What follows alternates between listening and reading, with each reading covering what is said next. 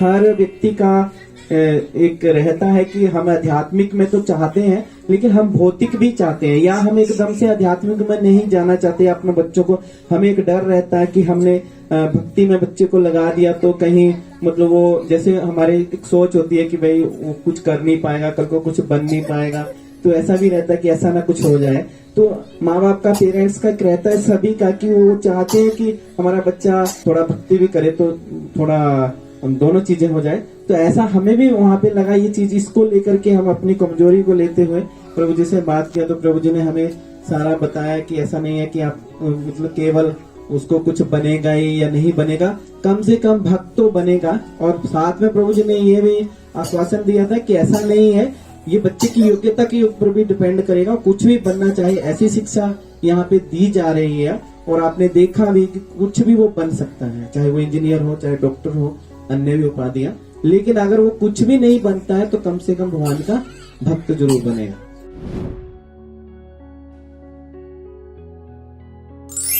और हमें इसके ऊपर थोड़ा सबसे ज्यादा डर था इस बच्चे का, क्योंकि इनमें सबसे ज्यादा छोटा था। लेकिन हुआ उल्टा, हमारी सोच के विपरीत होता है बिल्कुल। तो माता जी को बहुत, जो शिमला माता जी जिनकी ये बच्चा है, उनको बहुत लोगों ने बोला कि ये क्या कर रहे हो आप, कितने आप निर्दयी हो, इतने नन्हे से बच्चे को आप भेज रहे हैं, कैसे माँ बाप हो।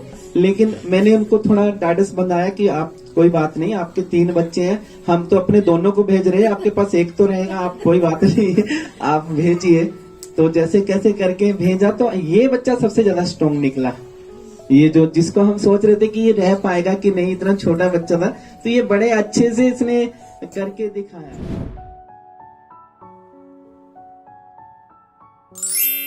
रितिया की माता जी, तो इन्होंने रिक्वेस्ट की कि प्रभु जी आप भी भेजिए, तो हम भी अपनी बच्ची को, हालांकि हमारा बच्ची को भेजने का कोई ऐसा मतलब नहीं था, ना कोई प्लान था, ना ही हमें ऐसा लगता था कि गुरुकुल में बच्चियों को भेजा जा सकता है। ऐसा कोई गुरुकुल भी, मतलब हमारे जो वैदिक गुरुकुल में वहां पे इस तरह से वैसे व्यवस्था होती नहीं है।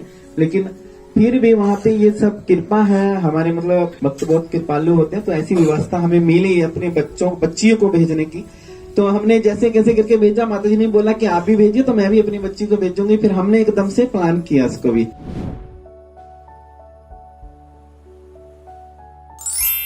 जब हम इनको पहले घर पे उठाते थे तब भी हम प्रयास करते थे इनको ये चीज देना कि हम इनसे माला करवाएं, इनको उठाएं, हम इनको ये चीज दे दें, वो जैसा हम सुनते हैं। लेकिन हम कर नहीं पाते थे, क्योंकि धीरे धीरे क्या हो रहा था, हमने कोरोना टाइम में इनको हिंदी मीडियम स्कूल में डाल दिया था, तो सारा व्यवस्था अस्त व्यस्त हो गया था। उनको उठने का समय धीरे धीरे, कभी हमारे साथ 4:30 बजे उठ जाते थे, 3:45, धीरे धीरे इनका वो समय छूट रहा था। हम इनको उतना समय नहीं दे पा रहे थे, घर का काम के साथ अन्य सेवाएं रहती हैं जो थोड़े उनको लेकर के, तो ये इनका टाइमिंग जो उठने का धीरे धीरे जा रहा था। और माला का जो, जैसे हमने इनको ये टारगेट देते थे कि आप 3rd क्लास में हो, 3 माला कीजिए, तो वो 3 माला करवाना भी हमको बहुत भारी हो जाता था। कई बार हम इनको उठाते थे तो ये हमें करते थे, जबरदस्ती बैठा दिया, 1 माला कर लिया, फिर पापा ऐसे ऐसे करते थे कि पापा मेरी 1 होगी, भाई अभी तुम्हारी 2 भी है, तीसरी भी है। तो 1 माला करवाना हमको इनको बड़ा मुश्किल पड़ता था। अभी भी इनको भेजे हुए मेरा समझता 2 ढाई 3 महीने ही हुए थे। तो उसके बाद जैसे इनकी मम्मी से बात हुई, तो ये उस दिन कह रहे एकादशी का दिन था, तो अभी हमारी भी उस दिन, हम नॉर्मली एकादशी को 25 माला कंप्लीट करते हैं, तो हम थोड़ा जल्दी उस दिन अपनी माला यानी कि 16, 18, 20 राउंड के आसपास कंप्लीट करके, थोड़ा खेत का काम जरूरी था, हम चले गए। तो वहीं पे बाई चांस इसका कॉल आया, तो ये बताता है अपनी मम्मी को कि मम्मी मेरी 25 राउंड्स हो गए हैं। तो हम सोच भी नहीं सकते थे कि बच्चे को कभी 16 माला करा पाएंगे। मतलब उस हिसाब से जैसे हमको 1 करवाना बड़ा भारी पड़ता था, इनको 1 माला, 2 माला, 3 माला, बड़ी मुश्किल से इनके निश्चित माला हम इनसे करवाते थे।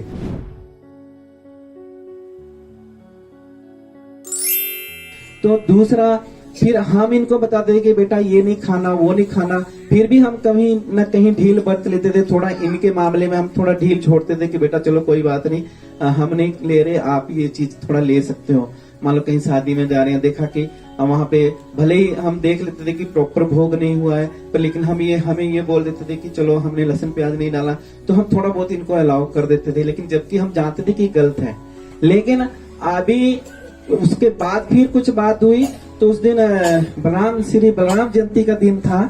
तो इस दिन यही बच्चा, पहले हम इनको सिखा रहे हैं, ये उनको बोल रहा है कि अपनी माता जी, मैं भी सुन रहा था फोन पे, तो बोल रहे कि मम्मा आज आपको अन्न प्रसाद नहीं लेना चाहिए। आज के दिन मतलब एकादशी और बलराम जयंती में जो भी मतलब वैष्णु तत्व में जो आते हैं, ये सिद्धांत है, तो सिद्धांत हमको बच्चा दे रहा है कि वास्तव में हमको, क्योंकि हम तो जनरली यहाँ पे बलराम जयंती मनाते हैं तो अन्न प्रसाद कर लेते हैं शाम को, लेकिन ये मेरे कि मैंने अभी निर्जला किया है 12 बजे तक और मैं आज अन्न प्रसाद नहीं लूंगा और आपको भी नहीं लेना चाहिए। तो मैं यही कहना चाहता हूँ, यही अनुभव है कि जो प्रत्यक्ष आपके सामने है मैं उसको रखना चाहता हूँ।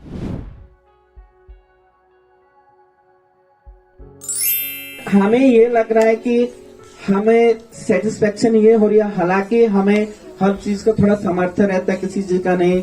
एक दो पेरेंट्स हमारे बीच में ऐसे भी हैं जिनको थोड़ा सा लगता है कि चलो कहीं ना कहीं फाइनेंशियली, क्योंकि सब देहाती हैं, लेकिन फिर भी हमारे को एक मना शांति है कि मतलब हमारे बच्चे सही जगह है, कम से कम ये थोड़ा सा लगता है, कोई बात नहीं, लेकिन कम से कम ये संतुष्टि है कि वो कम से कम कहीं बुरी शक्ति में नहीं गिरेंगे, कुछ मतलब आगे भविष्य में कुछ भी गलत राह पे नहीं चलेंगे, कम से कम ये मन संतुष्टि है। यहाँ पे हमें, अगर मैं आपको बता दूं, ये बड़ा भद्दा लगता है उससे पहले की बात पर, लेकिन मुझे रख देना चाहिए। हम सोचते हैं कि यहाँ के स्कूलों की जो हम व्यवस्था है, हमारे बच्चे यहाँ के माहौल में बस में जाते हैं, उसमें भी सुरक्षित नहीं है, ऐसा माहौल हो गया।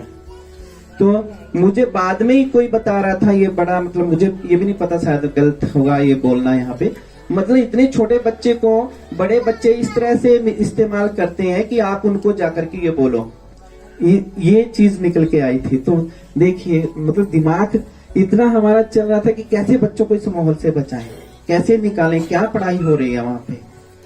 तो ये आज की एजुकेशन का हमारा जो मॉडर्नाइज एजुकेशन है उसका ये हाल है। तो अगर वास्तव में हम अपने बच्चों को कोई संस्कार कुछ देना चाहते हैं तो यही तरीका, यही हमारी वैदिक संस्कृति है। पहले भी गुरुकुल होते थे, अभी भी हम प्रभु जी के बहुत बहुत धन्यवादी हैं कि उस चीज को, हमारी वैदिक संस्कृति को रिवाइव कर रहे हैं वास्तव में।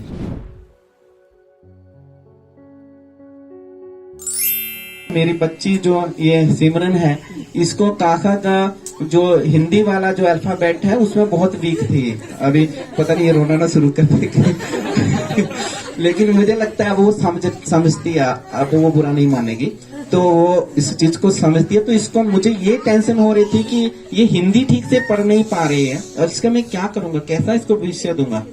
तो इसलिए मैंने उस वक्त ये उद्देश्य के साथ इन दोनों को भेजा ताकि ये रहना शुरू हो जाए बच्चा वहाँ पे, फिर 1 साल बाद हम बच्ची को वापस ले लेंगे घर से। आज के डेट में ये इंग्लिश सही से पढ़ती है। अरे तो मैं वही बता रहा हूँ कि मतलब जैसे माता जी की सभी जो टीचर्स हैं, सभी जो भक्त लोग हैं, उनके प्रयास से आज ये बच्चे, एक दिन अभी मम्मी से बात करी थी तो उसको बोलती कि व्हाट इज दिस और इसकी मम्मी मेरे को सुना रही है कि देखो ये इंग्लिश बोल रही है